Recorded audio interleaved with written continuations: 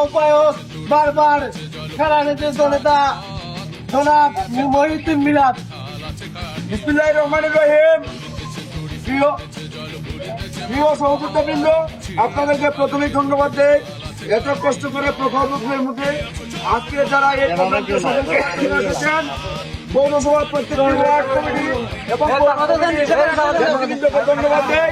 এখানে উপস্থিত আছেন আমাদের পৌর যুবদলের সম্মানিত সদস্য সচিব জনাব জুলের আহমদ, আমার অত্যন্ত প্রিয়জন, প্রিয় বাজনা পৌর যুবদলের যুগ্ম আহ্বায়ক জাকির হোসেন, প্রিয় ছোট ভাই আনোয়ার হোসেন, আমার বন্ধু সহপাঠী জিতু এবং আমার ছোট ভাই এই মাসুম, এবং আমাদের সাথে সবসময় যে সঙ্গ দিচ্ছে পৌর কমিটির সাবেক সাংগঠনিক সম্পাদক শেখ আনোয়ার হোসেন সহ আজকে যারা আছেন সবার নাম বলতে পারবো না বলে দুঃখিত, দুঃখ প্রকাশ করছি।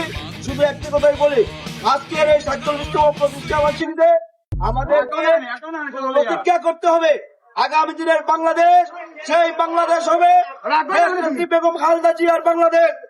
আগামী দিনের বাংলাদেশ সেই বাংলাদেশ হবে দেশ নায়ক তারেক রহমানের বাংলাদেশ।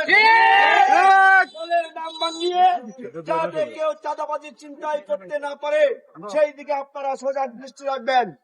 এবং প্রত্যেক মানুষকে পাড়া প্রতিবেশী পৌরবাসী সহ উপজেলাবাসী যারা আছে, যাদের সাথে যার সম্পর্ক আছে, সবাইকে আমরা এখন একটাই দাওয়াত দিব, একটাই আওয়াজ দিব। আগামী যে নির্বাচন আসছে সেইটা অত্যন্ত কঠিন নির্বাচন। এই নির্বাচনে ভোট দিয়ে আমাদের দেশ নায়ক তারেক রহমানের হাতকে শক্তিশালী করতে হবে। আমাদের তারেক রহমানকে আগামী দিনের প্রধানমন্ত্রী বানাতে হবে এবং ধানের শীষের দিকে ঘটাতে হবে। ধানের শীষের দিকে ঘটিয়ে দিলাই এবং সাল্লা থেকে আমরা দেশ নায়ক তারেক রহমানকে এইখান থেকে 3টি আসন উপহার দেবো ইনশাআল্লাহ।